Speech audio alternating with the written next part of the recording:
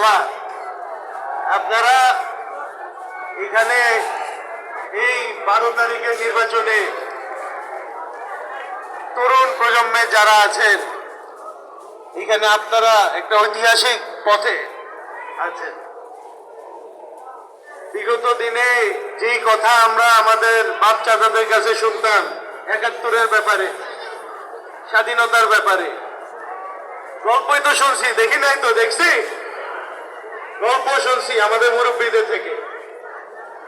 আজকে আমাদের এই দেশে ওই ৭১-এর যেই শক্তি আমাদের স্বাধীনতা বিরোধিতা করেছে ওরা আজকে নির্বাচনে আসছে বলে এরা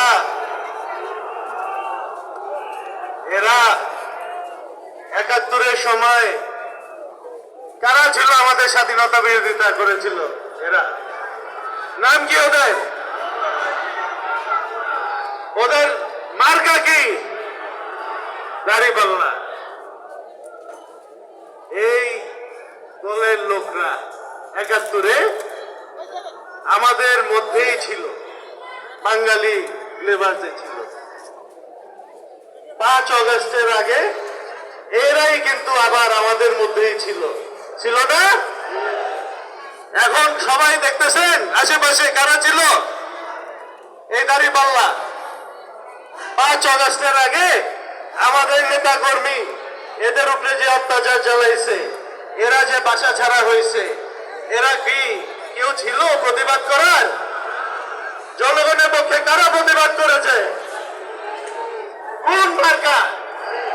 এই ধানের মার্কার লোকরাই প্রতিবাদ করেছিল।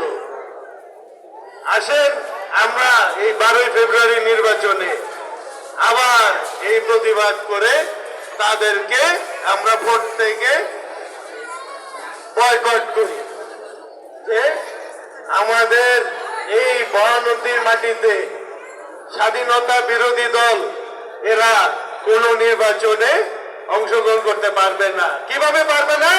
আমরা বয়কট করে বলবো যে না, পারবে না। এটা আমরা কিভাবে করব? ব্যালটের মাধ্যমে করব। কিসের মাধ্যমে?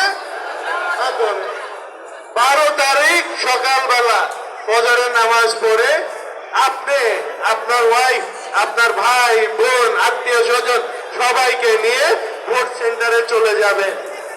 গিয়ে আপনারা সবাই মেক শিওর করবেন আপনার ভোট আপনি কোন মার্কায় দিবেন, আপনার আত্মীয়টা কোন মার্কায় দিবেন, আপনার বাবারটা কোন মার্কায় দিবেন।